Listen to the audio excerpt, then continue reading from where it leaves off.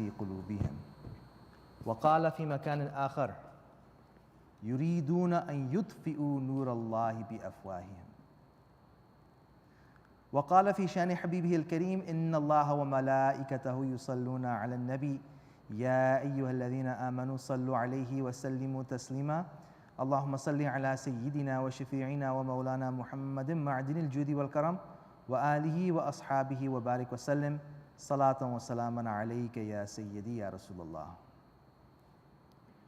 Today's topic of discussion is something we talk about a lot, but the reason we talk about it a lot is because it's something that constantly needs to be addressed.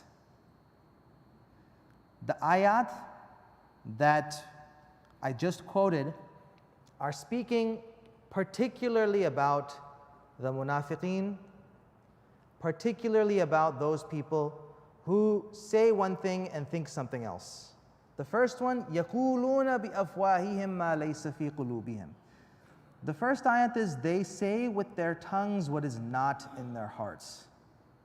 And the second one, يُرِيدُونَ أَن يُطْفِئُوا نُورَ اللَّهِ بِأَفْوَاهِهِمْ. They desire to extinguish the light of Allah subhanahu wa ta'ala with their tongues. Now, the issue of nifaq is something that no one can pass judgment on anymore. The only person who could have told us who believes something and thinks something else is Aqa Kareem sallallahu alayhi wasallam, the noble messenger sallallahu alayhi wasallam. Anybody else? We don't know, unless their actions betray what is in their hearts. The real lesson here is we want to look at the signs of those people that Allah subhanahu wa ta'ala said, Hum fi darkil asfali minan nar. They are the people who are in the lowest darja of Jahannam. We want to look at those things because there are a lot of habits that these people had that a lot of us have as well. And I want to talk about one thing in specific, and that is speaking about those things of which we have no knowledge. It's a very important subject because I know, alhamdulillah rabbil alameen, those of you who come to Jummah, those of you who listen to the bayan, those of you who pray the salat, you are more often or more likely than not to sit and discuss certain things with your friends, your family members. Lots of things come up in discussion. We talk about all sorts of things. We talk about the weather, we talk about the news, we talk about the government, we talk about foreign policy, we talk about foreign governments. And of course we talk about deen. And there are always people who are what we call the loudest voices in the room. These voices and these noises, they confuse us. And sometimes there's an issue we've never really thought about before. All of a sudden, that's all we're thinking about now. The guise is something that, oh, we're talking about this in the context of Islam, or we're talking about it in the context of this or that. So it's wrapped up in these things, and we don't recognize the kind of fitna that it causes us. Huzur Kareem alayhi salatu wasalam has said, we've related this hadith to you many, many times. He told the companion Hazrat Mu'adh ibn Jabal, Ya Mu'adh, hal yakubbu an-nasa ala manakhirihim illa hasaidu al-sinatihim?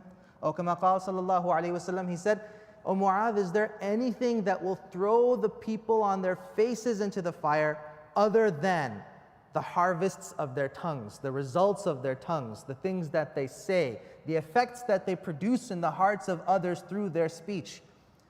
Speech is something that for a very long time was considered a unique human trait, not just by Muslim people. The Greek philosophers, they defined a human being as a living being that is able to articulate, that is able to speak. We know that speaking is not just limited to us. We have lots of different waqi'at about certain miracles about Huzur sallallahu alayhi wasallam. One example is Haneenul Jadri. This is a very famous miracle of Huzur sallallahu alayhi wasallam, that when Masjid al-Nabawi was first built, for the mimbar they used to use, and when the tree stump was being replaced with the mimbar that they had built, the tree stump, the people began to hear a moaning and wailing. because the tree stump was upset that Huzur Kareem alayhi salatu wasalam would not use it anymore. So Huzur Kareem alayhi salatu wasalam spoke to this tree trunk, this stump. He had a conversation. There's another very famous narration where before Huzur sallallahu alayhi wasallam was announced for his nubuwwat, there was a stone on his way that he would pass by in Makkah Sharif. It would say salam to him. So there are lots of instances where things that we don't think that can speak, they speak. This is a miraculous thing. The very reason we consider them miraculous is because it's not something that normally happens. So speech in our mind is first and foremost the province of human beings. It's this thing that has caused wars. It's also ended conflicts. It's caused fitna, and yet at the same time Allah subhanahu wa ta'ala chose this to be the mode of what? Of conveying His word. The Quran is in a language. It's in the Arabic language. It's recited on our tongues. This is the method in which Allah subhanahu wa ta'ala is conveying His messages to us. So this speech is a very powerful thing. And the more power something has that you've been given, the more extreme the consequences are going to be. So we hear things from people who don't know what they're talking about, or who have somewhat of an idea. They don't have what we call a darjatul kamal fil ilm. They don't necessarily have mastery in the subject that they're talking about. And so some things that we've never really considered before, now all of a sudden we're thinking about it. There can be no greater fitna in our age than this. The number one thing, one of the last things that Huzur sallallahu alayhi wasallam conveyed to his ummah, to us, on his last khutbah, he said that shaitan has lost hope in misguiding you for major things. So now what will he do? He'll misguide you in minor things. Kama qal sallallahu alayhi wasallam. What are these minor things? Placing your thoughts and your ideas and your energies towards something that's not necessarily beneficial, though it might seem to be beneficial. Allah subhanahu wa ta'ala has laid out a very clear criterion for us concerning the things we like and we don't like. In Surah Al-Baqarah, He says, perhaps there is something that you like that is not good for you, and perhaps there is something that you dislike that is actually good for you. This ayat was revealed in the context of marriage. That sometimes we like people we want to get married to, perhaps they're not good for us. And perhaps there are people over here that we don't like, perhaps they're good for us. Allah subhanahu wa ta'ala knows best. That's why we have a shariat, to guide us to those actions that we can't necessarily figure out for ourselves. So what do these extra thoughts do? This is what we do as a civilization. We take something that's original, something that has been conveyed to us, a pure thought, a pure idea that has been conveyed to us by the words of any Nabi, specifically Huzur sallallahu alayhi wasallam, because this is our Nabi, and we add something to it. We might add our bias to it. We might add our limited understanding to it without claiming or without putting that disclaimer out there that this can have other meanings. So perhaps we're putting our minds in a direction that's not beneficial. So we're talking about the problem. What's the solution? You know, Allah subhanahu wa ta'ala in the very, very beginning, Surah Al-Baqarah, okay? It's not the first surah to be revealed by any means. It's one of the first surahs you're tending to read.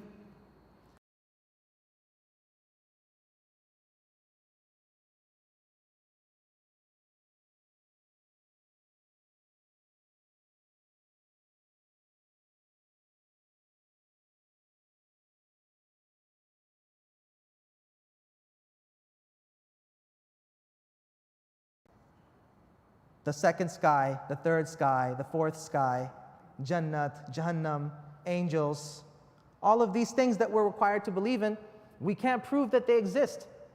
Let alone can we see them. They're not observable. And we live in an observable world.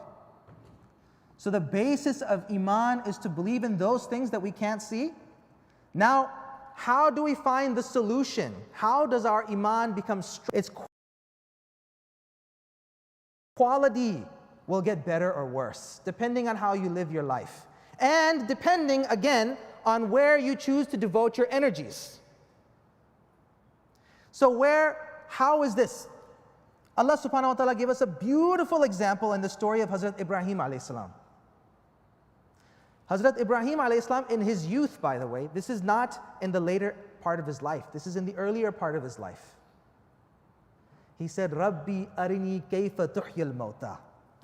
He said, my Lord, show me how you give life to the dead. Now, we're required to believe that. We're required to believe that Allah subhanahu wa ta'ala will bring us back to life after we die. It's a requirement. It's one of the things that when someone accepts the kalima, we make him recite this too. I believe in resurrection after death. Ibrahim alayhi salam. But in what context is he asking Allah subhanahu wa ta'ala? Allah subhanahu wa ta'ala responds. He says, Awalam tu'min, don't you believe? And his response is, Bala, walakin liyatma'inna qalbi. He says, of course I believe. Rather, it's just for the satisfaction, for the pleasure of my heart. In what context is Ibrahim alayhi salam asking this? He's not just someone who is just figuring things out for the first time. He's someone who has destroyed idols for the sake of Allah subhanahu wa ta'ala. He's someone who has been thrown into a bonfire for the sake of Allah subhanahu wa ta'ala. He's somebody who has turned away from all other civilizations and ways of life for the sake of Allah subhanahu wa ta'ala. He's someone who has witnessed firsthand the help and the strength of Allah subhanahu wa ta'ala. In this context, after believing without seeing, he's asking Allah subhanahu wa ta'ala for this. So what's the moral I'm trying to convey here? The simple solution is whatever you do know, whatever you know to be true of this deen, just act upon it. Act upon what you already know. Allah subhanahu wa ta'ala will guide you to the knowledge that you don't know. And this is a hadith also. Man amila ala ma alima sayahdillahu ila ma lam ya'lam. Or kama qala sallallahu alayhi wa sallam. Whoever just acts upon what little he knows, Allah subhanahu wa ta'ala will guide him to the knowledge of what he does not know. So acquisition of knowledge of this deen, acquisition of knowledge that is beneficial, acquisition of something that is worth conveying to someone else. It's not something that you just read online. It's not something that you just hear in a lecture. It's something that you know to be true in your heart and something that you act upon. This is the mark of a believer, that he will act upon what he meant. I will act as if I will be judged for my deeds. If I believe in life after death, I will act as if this is not the last time I will be alive and able to speak. I will behave as though I know someone is going to grab me and take me to account for this. If you act upon the things we know to be true, based on the unbiased words of Huzur sallallahu alaihi wasallam, then this is something that will take your iman to a place of strength. It's something that will take your iman to a place of purity. It's something that will take you to your next level of existence. When you get there, you can talk all you want. Until then, our talk is empty, our talk is cheap, and for the most part, our talk leads us to those things that are not beneficial for us to think about. They're not beneficial for us in our lives, they're not beneficial for us in our deen. So we ask Allah subhanahu wa ta'ala to make us of those who gain and seek to acquire knowledge of that which is beneficial.